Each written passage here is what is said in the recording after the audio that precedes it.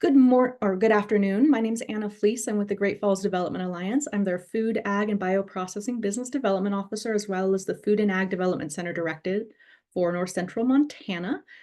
This is one of our Tuesday trainings, a series of bi-monthly webinars where we either interview wonderful food entrepreneurs from our area or connect them to resources and answer questions that they might have. As part of the Food and Ag Development Center network, it's 11 centers throughout Montana. We're dedicated to helping food and value-added agricultural businesses thrive within the Montana region. So please feel free to reach out to your local FADC, and they'll be happy to answer any questions that you might have about food regulations, starting a small business, or anything like that.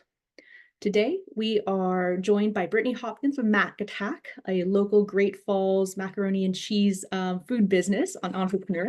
And yeah, we're going to save all of our questions to the end, but please feel free to add them into the chat or just raise your hand towards the end and we'll get to those. So without further ado, Brittany, welcome. Thank you so much for joining us today. Absolutely. Thank you for having me. I apologize ahead of time that my camera's not working, but I'm happy to be here.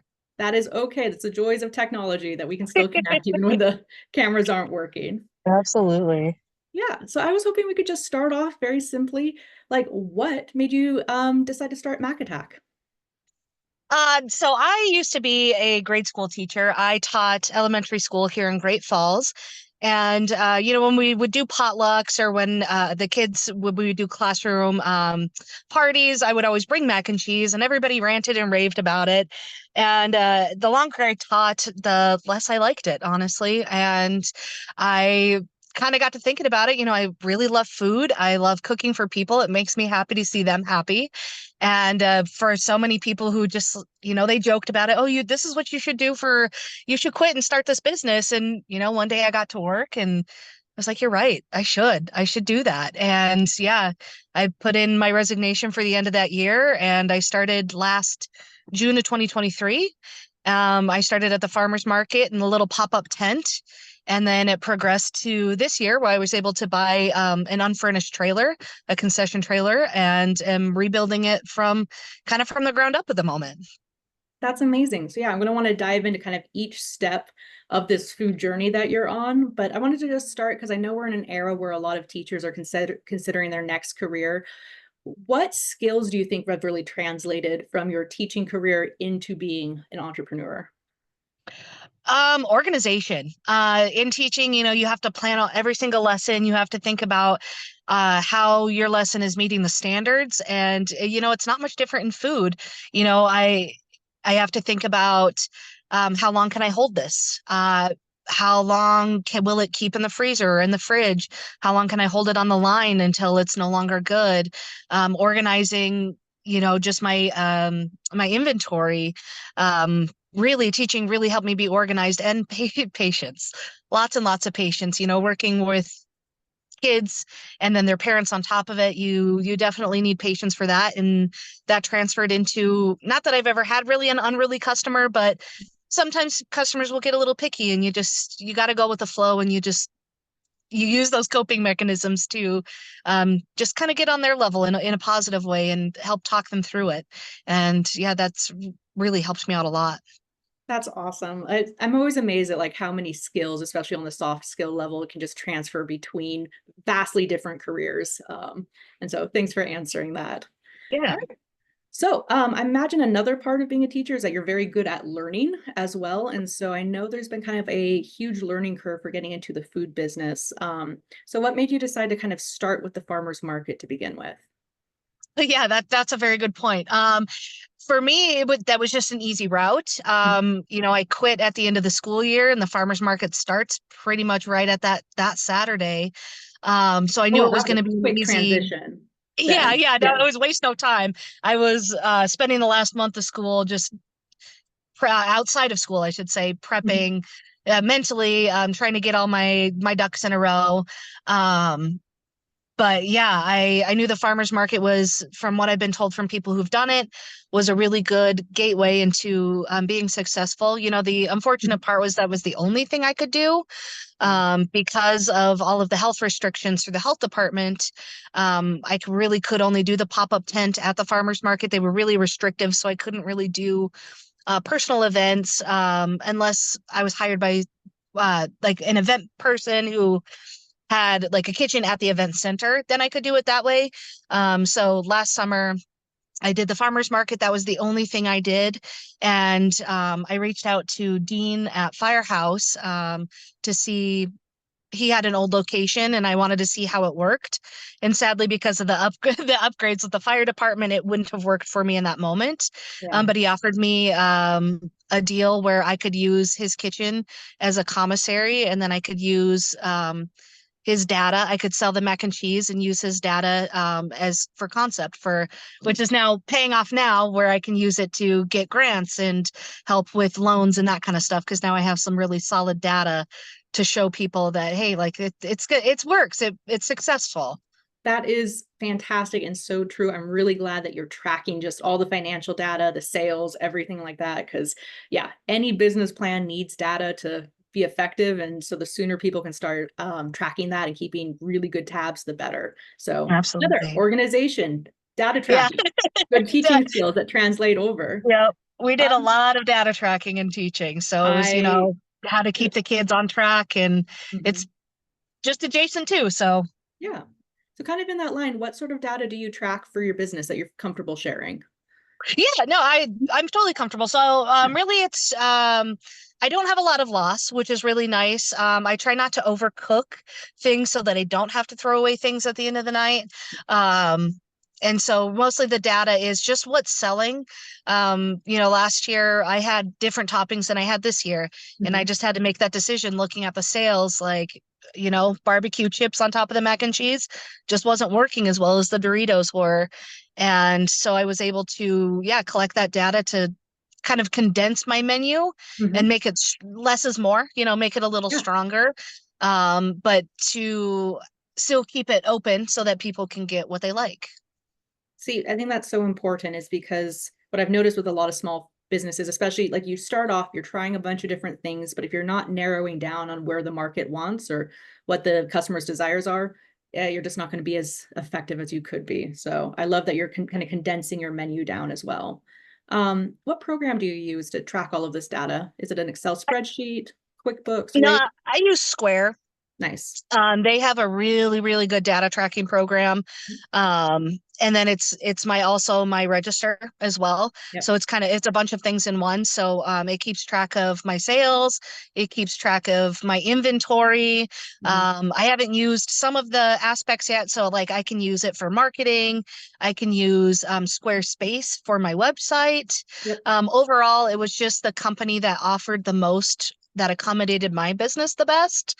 And I didn't have to dibble dabble into a bunch of other programs. I do use Excel sheets to keep track of like my finances, like my spending reports. But as far as like keeping track of business data, I use Square. Nice. That's a really cool resource they offer then. Yeah. Yeah. So you'd mentioned that starting off, there was a little bit of difficulty with the health department. Which license were you operating under for the farmers market? It was just a temporary food license, which is what I continued with this year, Okay. because I am a mobile and I don't have equipment in my trailer yet. Hmm. So I do have the temporary food license. So because I have the commissary kitchen, that's helped me out a lot. So I can kind of cook my noodles ahead of time at the kitchen and then transport them and hold them at the market, which is really nice. Yeah, because it's temporary, it still does limit me. So I've been Yeah. invited to do like at the Hi Ho to sell my mac and cheese from my trailer there, but because of the restrictions of the temporary food license, I can't do long term. I can do single serve events like the farmers market or like customer appreciation. Hmm. But yeah, outside of that, unless they provide a kitchen, I'm pretty limited on what I can do at the moment. So did you have to apply for a new temporary food license every farmers market you were at?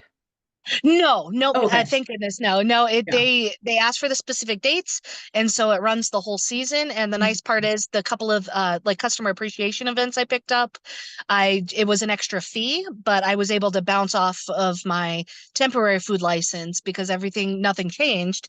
I Yeah. was able to use that structure and then just pay the additional fee for that single event. Hmm.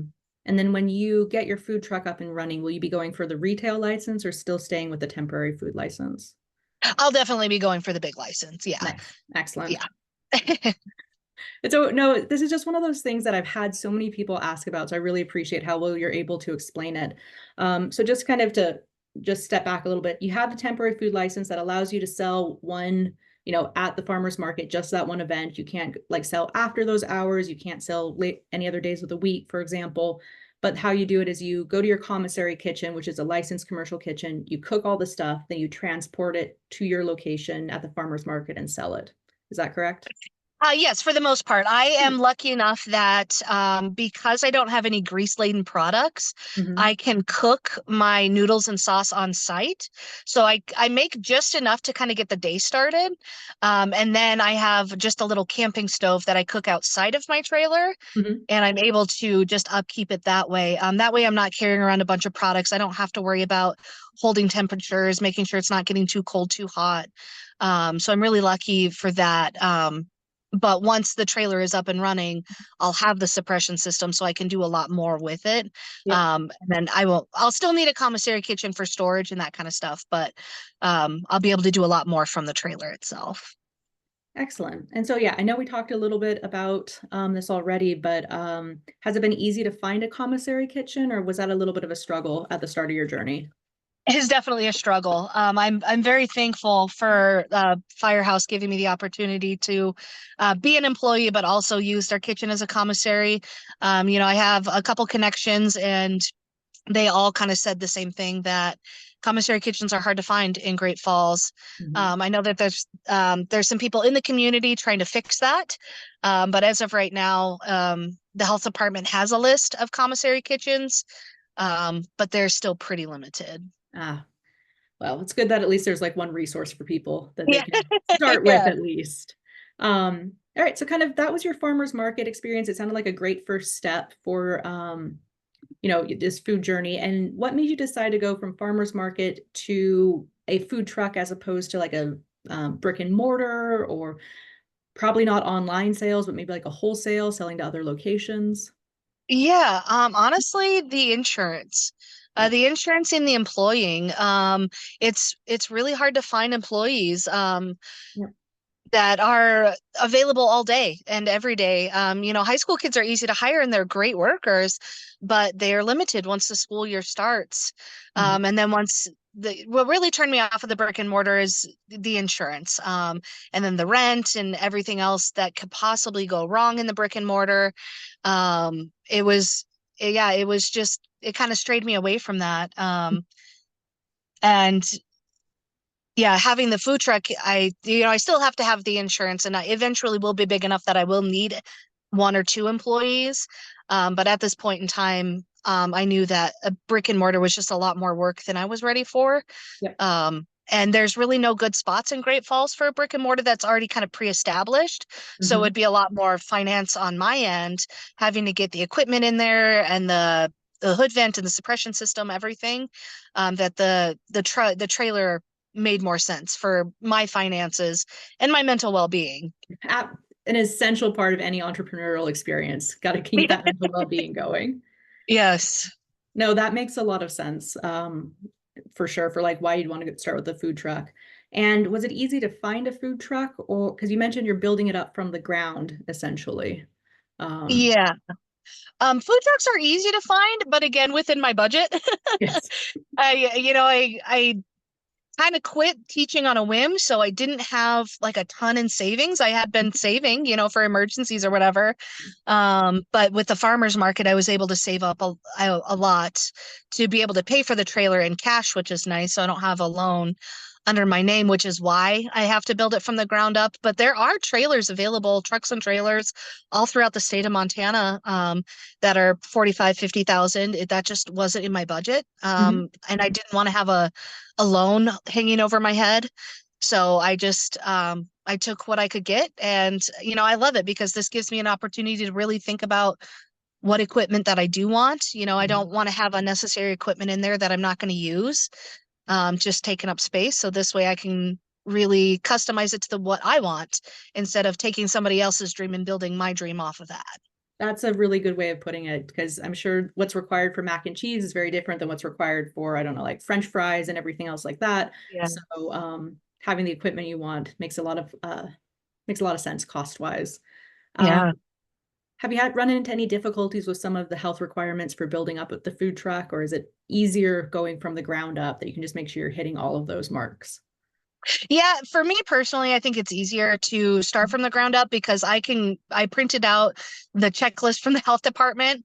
And so I know exactly what everything needs to look like, what the regulations are.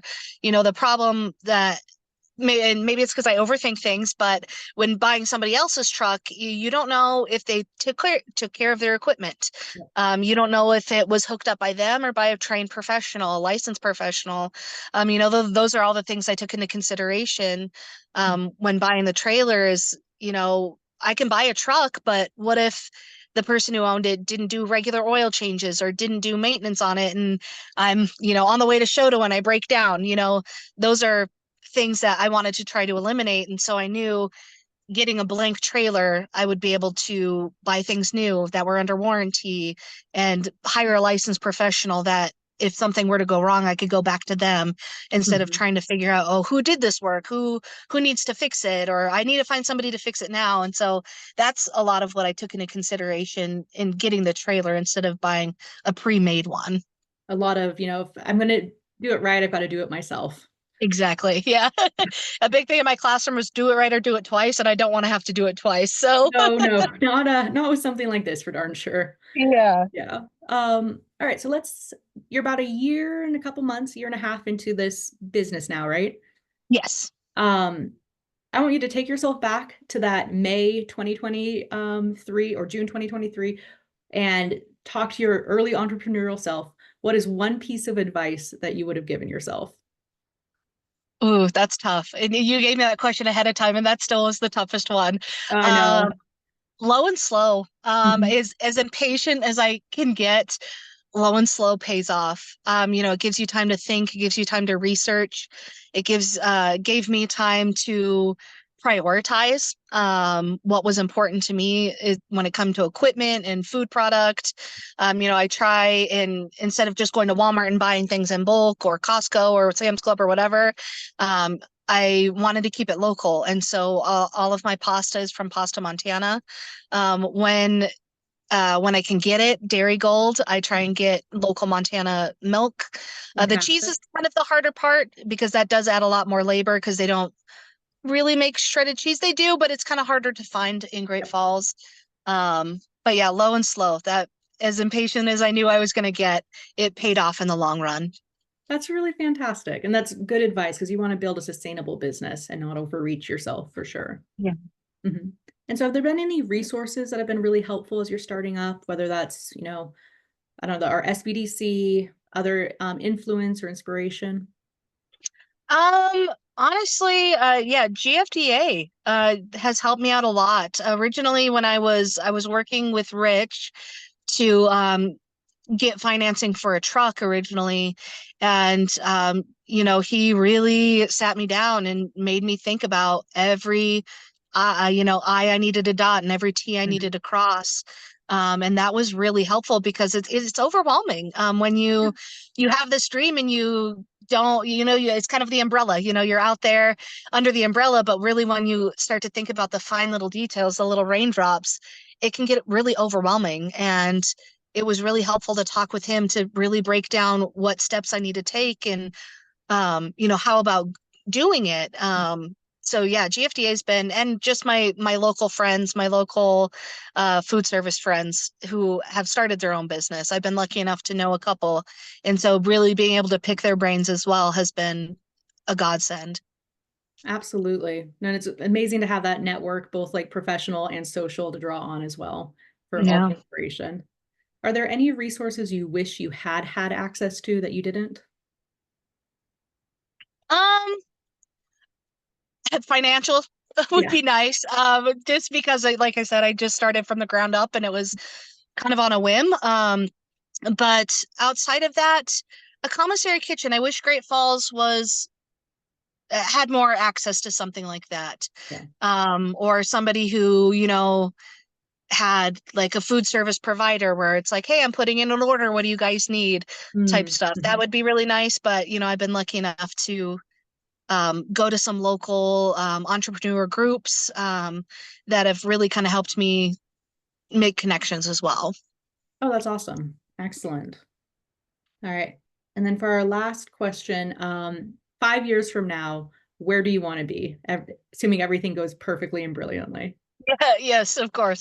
Yeah, I'm just hoping to be more successful than I am now. I already feel really successful. I get really good interaction on social media. Love it. But yeah, I'm hoping to be just even more on my own and even more independent and Mhm. self-sufficient. I'm really looking forward to that and giving good food to the people of Montana. It just makes me really happy to do that. Well, I love that you're using local products. You've made this career change and you're having a lot of success. And I think that's fantastic. And yeah, we just really wish you all the best, Brittany. You're doing Thank you. amazing work. Yeah. Thank you. All right. I want to open it up to some questions from Terry and Olivia, if any have come to mind.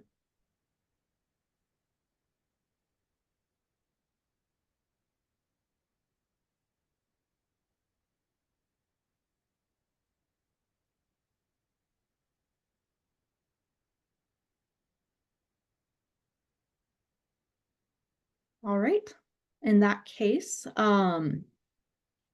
if you have additional questions, I'm going to be sending out Brittany's contact information at the end. Brittany, do you have your favorite way for people to contact you again if they're watching this YouTube video?